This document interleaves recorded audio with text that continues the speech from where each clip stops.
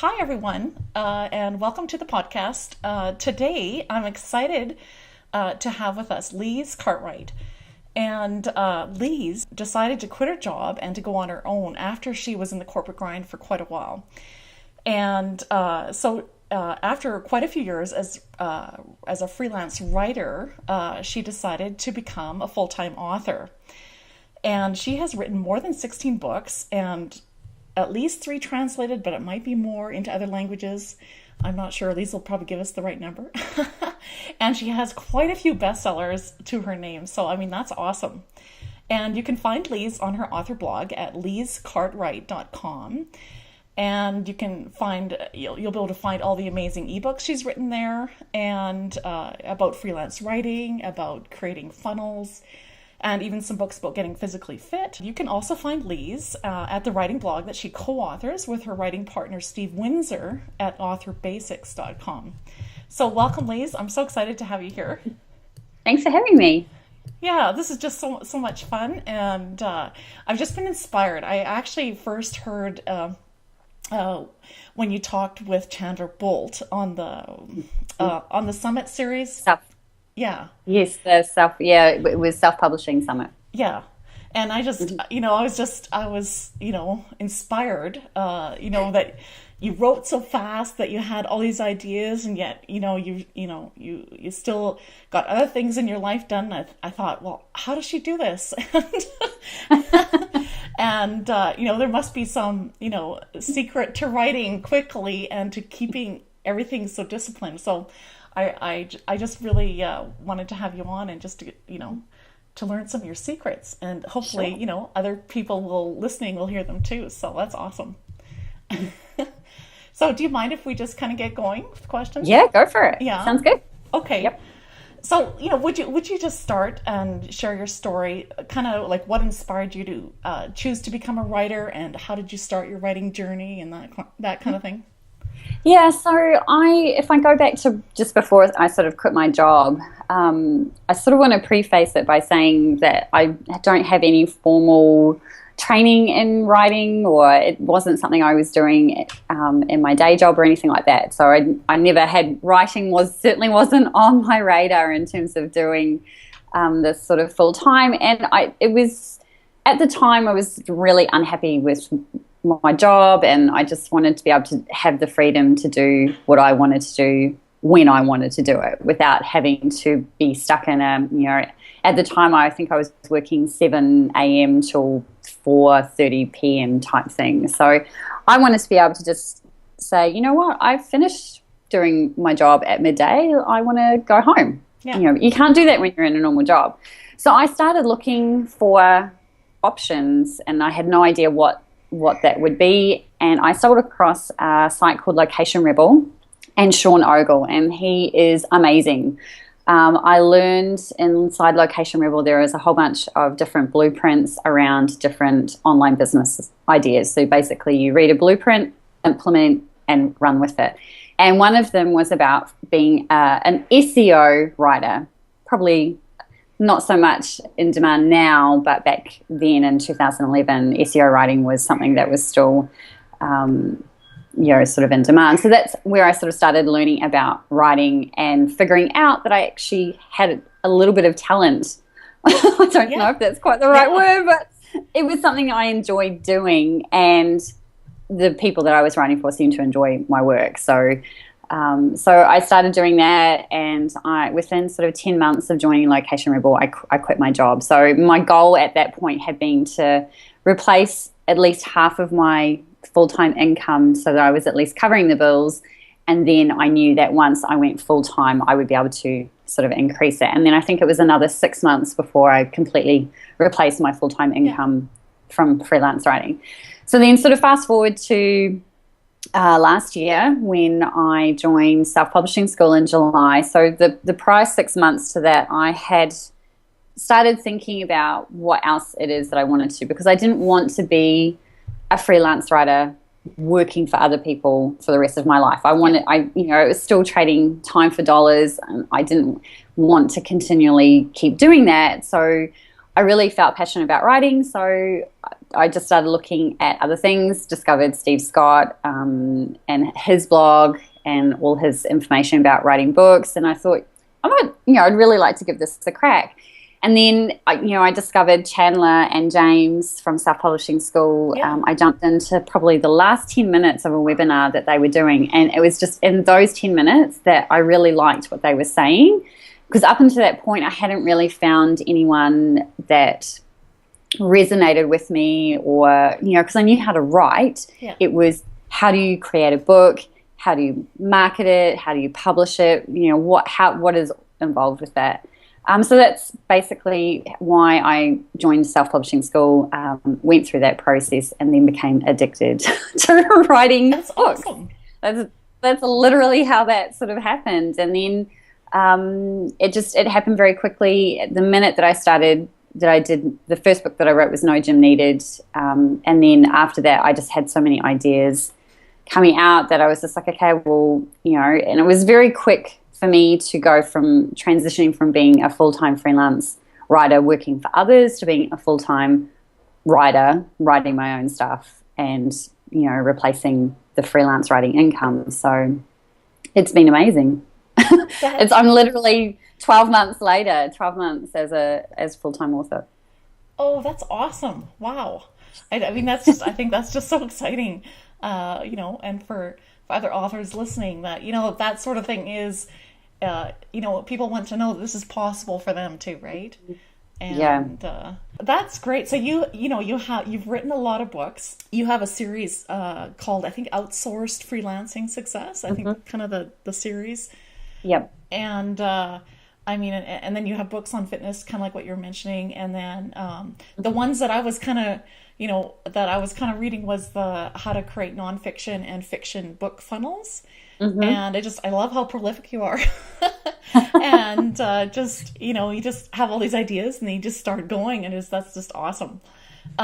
So, would you share with us some of your steps to writing your ebooks? How do you, get your ideas? How do you write and then edit and then publish your books so quickly?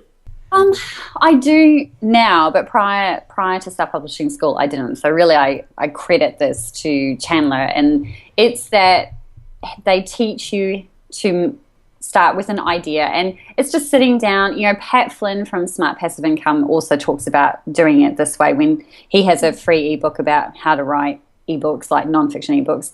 But it's just the process of sitting down and just writing down everything that you're interested in, and then doing a bit of research around that, and then mind mapping that idea. And the mind mapping part for me is what probably unlocks the book fully. So, when I mind map, I'm doing it physically. I've got screeds of paper here with pen, and I do it physically because for me it's that creative process. So the minute I start sort of putting pen to paper, just everything just sort of comes out. Yeah. And when I did No Gym Needed, I had so many ideas for, so many different books. I have 30 books sort of mind mapped out at the moment, like all nonfiction. I have no idea how I'm going to get them done, but I just have to keep writing and eventually get them all done. But so, the process for me is I have an idea, and then I mind map it. And then once I've sort of mind mapped it, I'll step back for 24 hours, sort of leave it. I'll stick it up on the wall, look at it, and then I'll start to circle similar ideas, and then I'll start to get an outline for the book. So for me, to be able to sit down and write as fast as I do, I need to have an outline. So I guess it sort of comes back to being able, blogging. The way that I approach a blog post is now very similar to how I would approach a book, and that's basically have an outline or an idea of the direction that I want to go. And so that's what I do. So I mind map, then I group ideas together, and then I come out with a brief outline in terms of chapters. And then under each chapter, I'll have a summary of that chapter, so that when I sit down in front of my computer and I start writing that chapter, I already have a summary, so I already know what that's going to be about. And that's just my starting point. That's it. And then I just free write when I get to that chapter. So I just find that process, it just allows me to get through books faster rather than sitting down with an idea and just trying to write without having done that process, I just wouldn't be able to. I'd be sitting there, going, I have no idea what I'm going to write. Like I just find that process just makes things a lot easier. And I'd probably firmed that process up even more when I did the 7 books in 7 weeks that I did at the beginning of this year. If I didn't have that process in place, there is no way I would have written those books as quickly as I did. I literally did them in a day and then turned them over to the editor the next day, purely because I had a really solid outline to work from. Yeah. And, when you know the content as well, it's a lot easier. Like it's nonfiction is very different to fiction.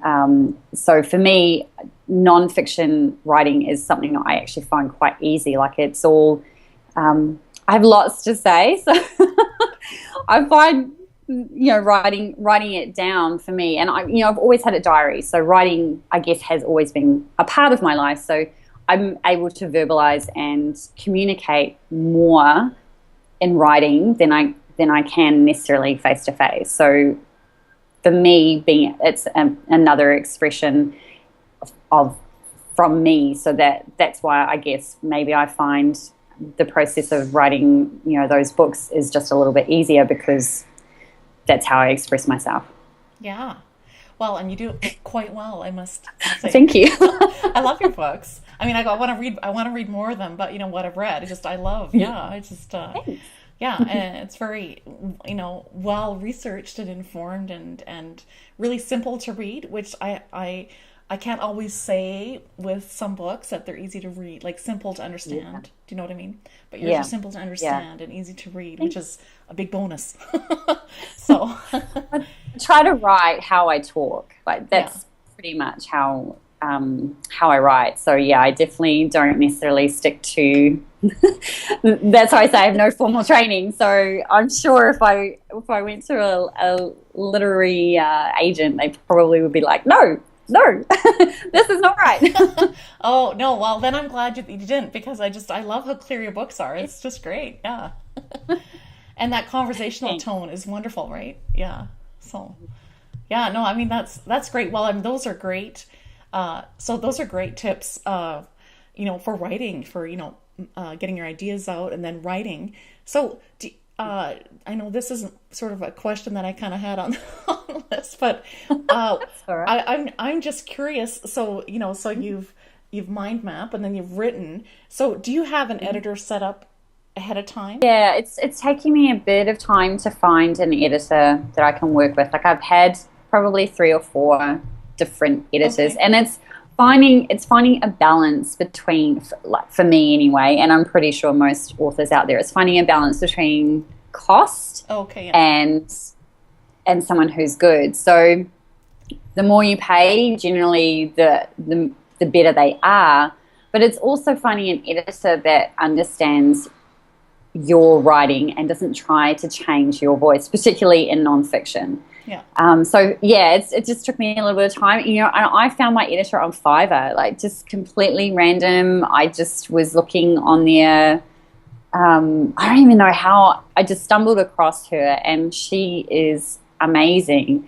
And she edits in Scrivener, which is a big thing for me. I use Scrivener to write, and the process of having to export it into a Word document, have an editor edit in Word, and then bring it back into Scrivener is just a pain in the butt. Yeah. So when I approached Lisa, my editor, I said to her, would you be open to learning how using and learning Scrivener? And she was open to it. And it's really not that much different from Word. It's just, you just have to train the editor. And I think more editors need to be able to use Scrivener, because I think there are more and more people using Scrivener or using other writing programs. Yes. Word just screws with, it has so much hidden HTML stuff that you're just not aware of, so that when you import it back into whatever writing software you're using, it stuffs everything up. So not a huge fan of Word. Yeah, no, me neither. That's what happened. I lost a bunch of stuff, actually. So yeah, exactly. Yeah, so I just, trial and error really with an editor. It's not that the editors I've used in the past weren't good. It was just, like I said, finding that balance between what I was willing to pay, and with also getting someone who is consistent and good.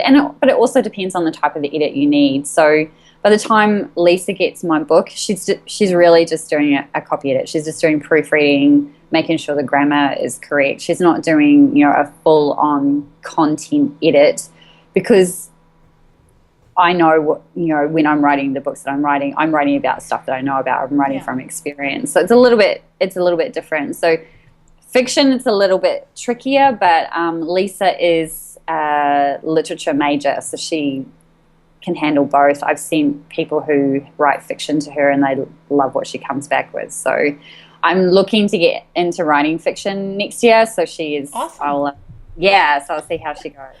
Yeah. Oh, that's so great. Yeah.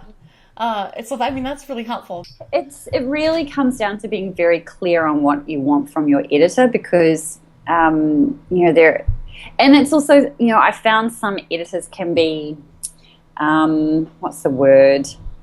School teacherish with a red pen, and sometimes that's not necessarily great for someone who's just starting out as an author, having screeds of red all.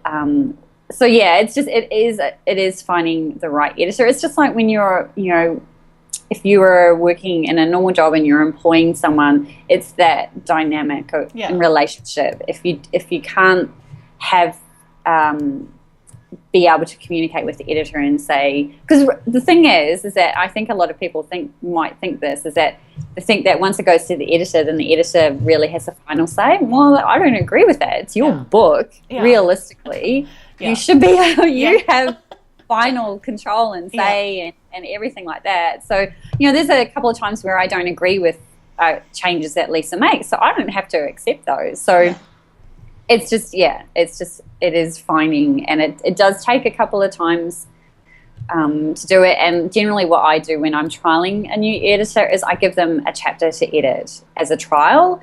Then I get a feel for what they're like. So I never give them the full book, because I normally just give them a chapter to trial, and I'll pay them for that. I won't expect them to do that for free. And it just gives me a sense of how they work. And that's basically what I've done. Yeah, no, that's really good. Those are really good tips, because then you'd get a feel for whether you work together well or Well, and it's also turnaround time too. I see people saying that they've been waiting on their editor for like 3 months. I just can't understand how long it would.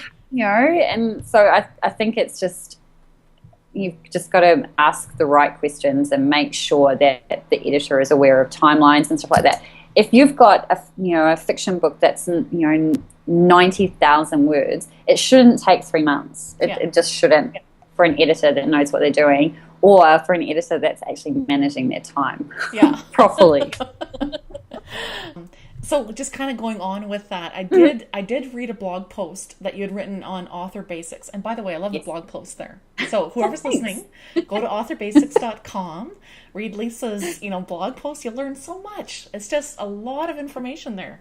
So, but there was a blog post where you said 10 truths about hiring a professional editor. And I know we've kind of gone into some of that, but for people that are sort of storytellers, whether it's, writing their memoir or their biography, or whether they're writing fiction, like maybe they're not sure of the different types of editing that there are, because I think there's different, like there's proofreading, and then it gets deeper and deeper, right? Yeah, it does. There's generally two main ones, and one is that I'm aware of. They can call it a few different types of things, but it's either a copy edit or a content edit, or both. Like they could do both together. So a copy edit is just a straight proofread, grammar check. That's pretty much it.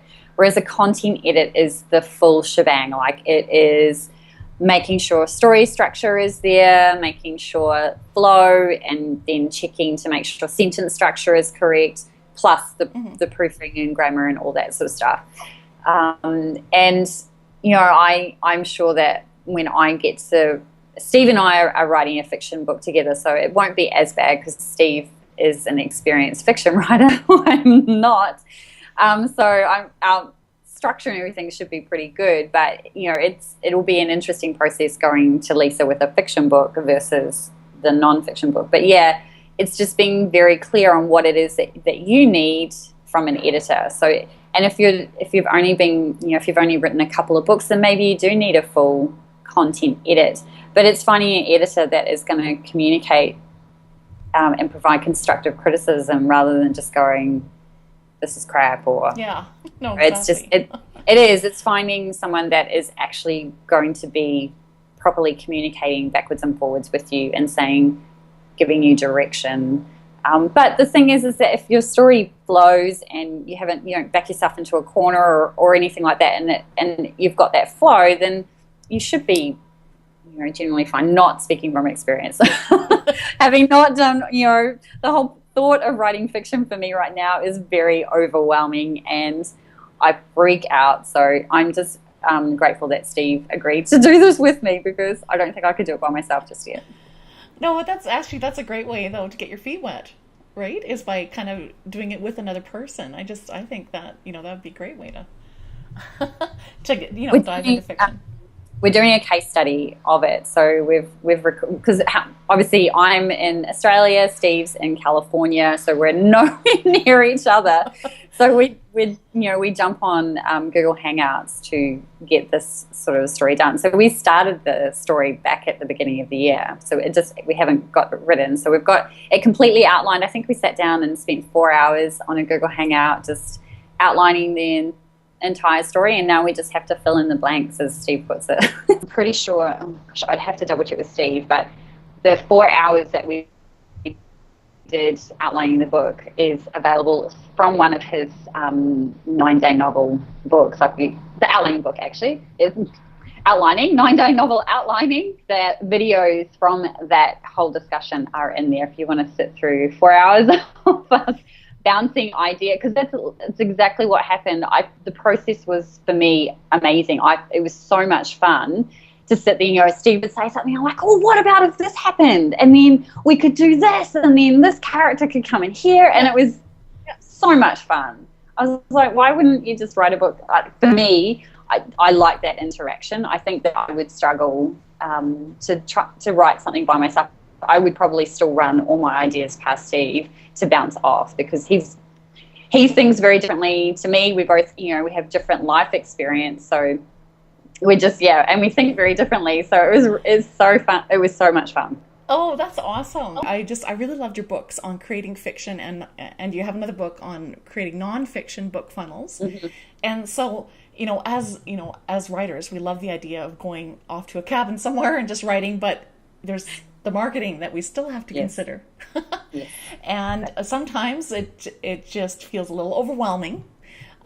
So, I was reading your book and I thought, oh, there's so many great tips here for indie authors. How stuff like, setting up the blog, getting email signups, running promotions on their books, and just ways to sort of just get their books in front of more eyes, right? And so would you just talk a little bit about that? Sure. Well, I co-authored it with a friend of mine, Liz. She is like the email autoresponder queen. I just always defer to her whenever it comes to creating autoresponders, which is kind of a weird thing for me, because when you're a writer, you think autoresponders totally easy to write. Not so much, because they have a different sort of they're doing a different thing than what you would do in your book. So it's slightly different, and I always struggled until I chatted with Liz how to come up with autoresponders and what to say and how to structure them. And it's like I mind map my autoresponders, because it's not just 7 days of emails. If a user, if somebody in your subscriber list takes this action, then they drop down to another autoresponder series, and that's when I started to freak out. So it was just like, But in terms of, for authors, right from the get-go, building your email list is the number one thing to ensure your success long term. And that's the thing that I think authors need to remember, is that if you want to be a full-time author, if you want to make money, you have to be in it for the long game. It is not something that is short term. Yes, there are people making squillions of dollars in Kindle with short books, and they're predominantly nonfiction. They're also probably pretty crap. The ones that I've seen haven't been great, but that's kind of starting to die off. Like Amazon is kind of dealing with that. So now it's a case of, you have to build a platform and build a connection with your readers if you want to continue, writing books and making money. And I've been testing this probably for the last 12 months. So with, I've got multiple books, so I've got multiple lists, and my No Gym Needed list is by far the biggest. Like, the health and fitness genre is a multi-billion-dollar industry, so that's not surprising. So I wanted a way to be able to keep in touch with them, because they read the book once, and then what next? What else do you do? And it's the same. Fiction, non-fiction really is very similar in that regard. Like, the reader reads your book, but then what? Like, how do they keep in touch with you? Because Amazon doesn't give you their email address. Like, Amazon's not giving that sort of stuff up. So, I mean, this isn't new. I learned this from Steve Scott, Nick Stevenson, all the major authors do it. So it's just figuring out how you get someone onto your email list. And you don't have to make it difficult. Like, I'm pretty sure there is a blog post on Author Basics where I step through the whole process of, setting up that autoresponder series. But it kind of starts with having that perma-free book. And that's how the funnels kind of work, is having a low barrier to entry, basically. A low barrier to entry for your reader, if they have no idea who you are, they potentially don't want to spend any money, even though, if you're buying a Kindle book, seriously, you're not spending a lot of money anyway. But it's that mindset. So having a permanently free book that is just constantly on Amazon and is just constantly driving people to your email list is part of that process. So having that perma-free book, and then having another book or an audio book or something else to give away to incentivize people to sign up to your email list. And I would probably have about a 50 to 60% sign-up rate from my No Gym Needed book. And that's not even a perma-free book. That's a paid book. So it's just, the more emails that you have, the easier it is to launch a book. I just did that recently. When we did the Book Funnels book, you send the email out to your list, and they're the people that are, if you're connecting with them, they're the ones that are more likely to buy versus someone that doesn't even know who you are on Amazon. So that's basically how Book Funnels came about, was going through that process of having a permanently free book that funnels into your email, and in exchange for giving your email, you give them either another book in the series, or you give them the audio version of the book, whatever it is that your readers potentially would want. And then you connect with them on a regular basis by so you'd start with a 7-day autoresponder series that kind of introduces who you are.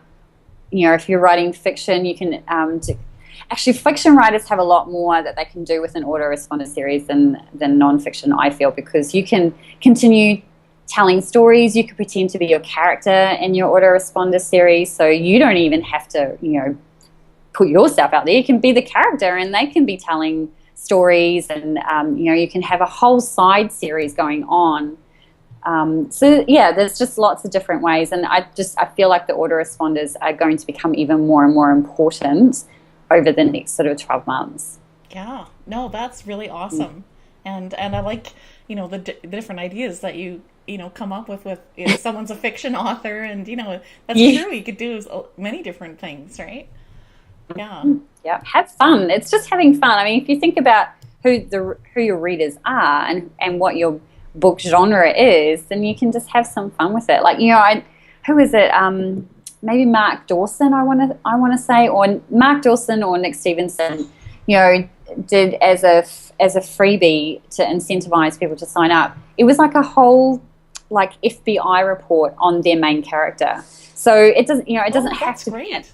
Yeah, it is. So whatever fits in with your genre, you could totally do stuff like that. I've read, I've seen someone give away like a huge poster of the map of the location that the book takes place in, which is a fictional place, but they've done this really detailed map, and so there's just a lot. Just think outside the square. Think about what the readers would want more of, and you know what, you can just ask them. Yeah. You ask them, what would they like to see? And that's a unique idea. I'll tell you.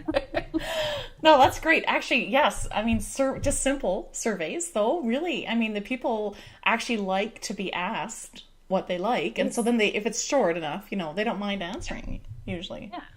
1-2 questions. That's what you have to ask is, what would you like to see more of? You can just be a 1 question. And that can be part of your very first autoresponder series is, taking them through that process and asking them. So, yeah, it's fun. Not long ago, I had a great chat with your writing partner, Steve Windsor. Mm-hmm. And so he was talking about you guys, and you mentioned it, co-writing a fiction novel. Mm-hmm. And the process of outlining and writing a story with 2 authors. And so, as much as you guys have worked together, and you've done more than just fiction, you've worked together obviously on the blog and doing that sort of thing. So, would you give some tips for writers, who are listening, who are considering maybe collaborating with another author, or maybe 2 other authors or whatever on a writing project?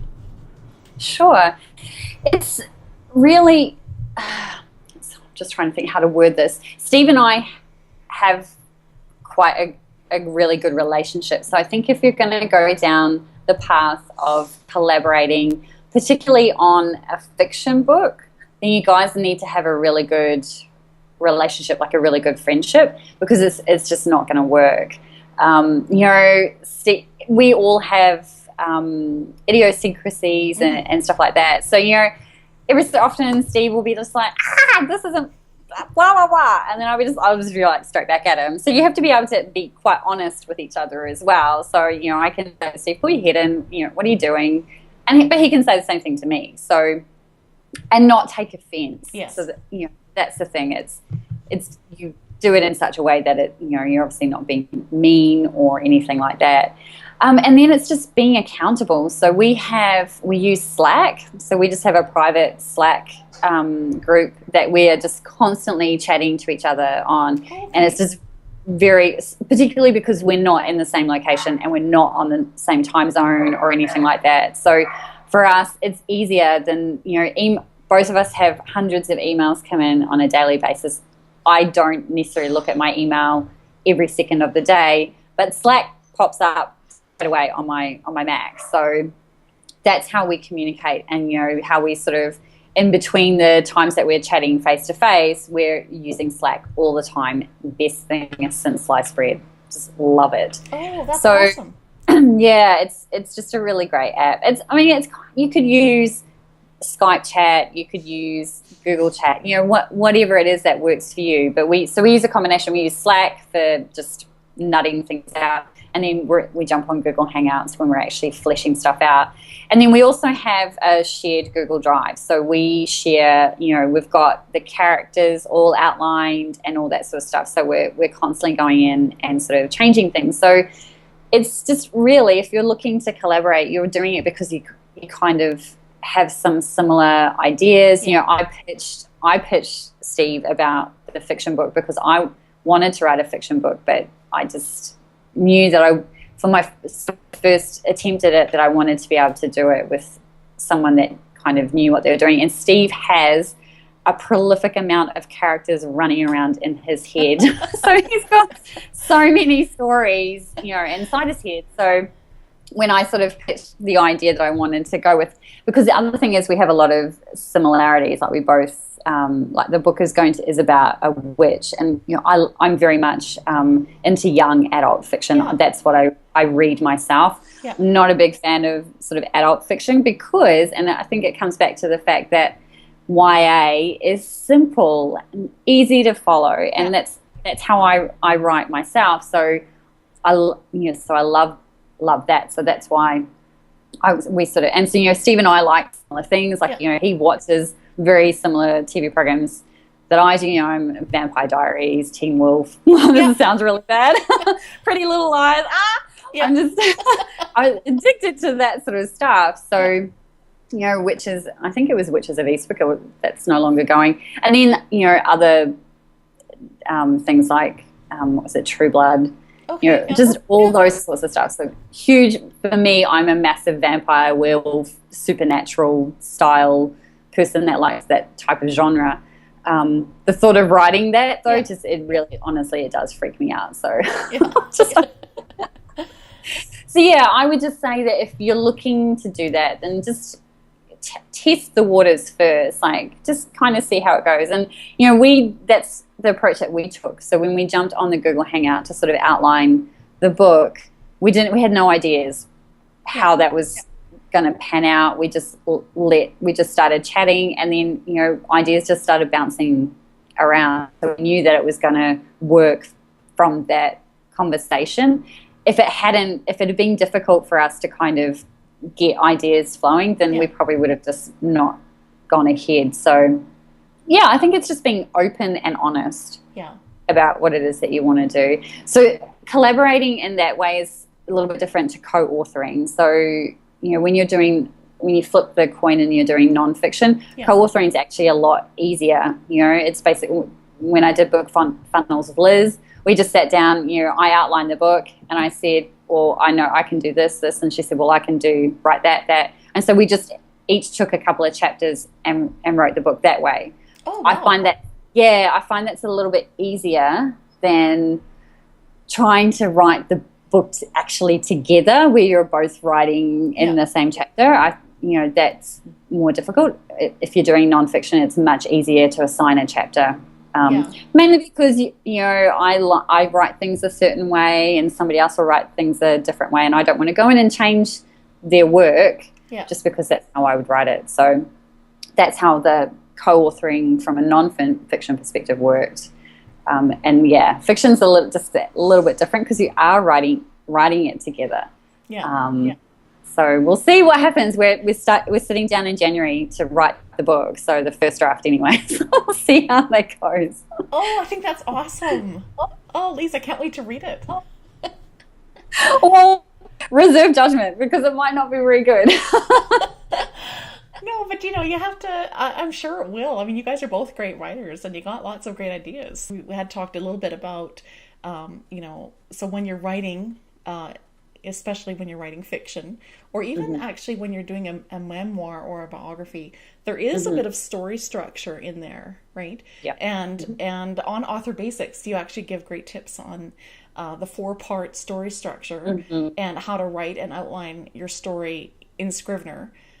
So would you talk a little bit about your process with that? Like, I know I almost have to see it visually, but maybe. Yeah, you kind of do. I mean, Steve did that whole process and he came up with the template in Scrivener. So when we go to write the book for the fiction book, that's exactly what I'm going to be using, because it just makes that process so much, because for me, it comes back to how my brain works. Yeah.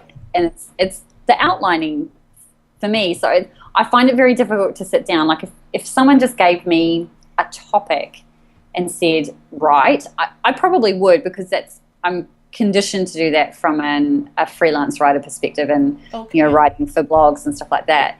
But if I knew that I was writing a book and I just had like a one line or just a topic, I really struggle for probably a good hour to come up with something. So having the outline and that, the 4-part story structure is the outline for me. Like for a fiction book, to me, that's the outline. It's just filling that information in and then just sitting down and going, okay, let's see what comes out.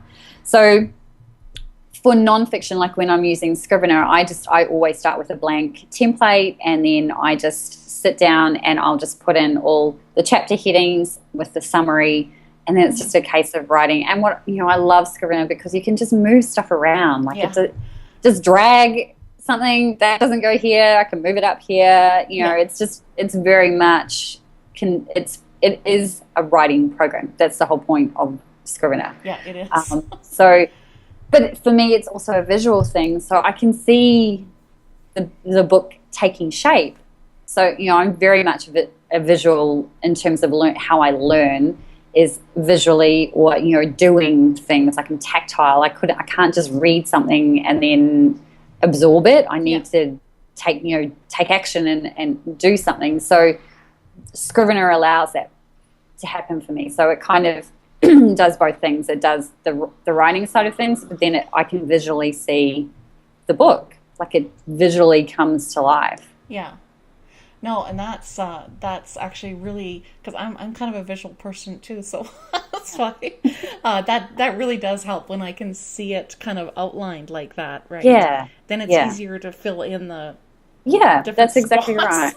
Well, and just the flow is there, and I don't think I would ever attempt to write a fiction book without the 4-part story structure. It would be, to me, it would be very difficult because of how my brain kind of thinks. Yeah.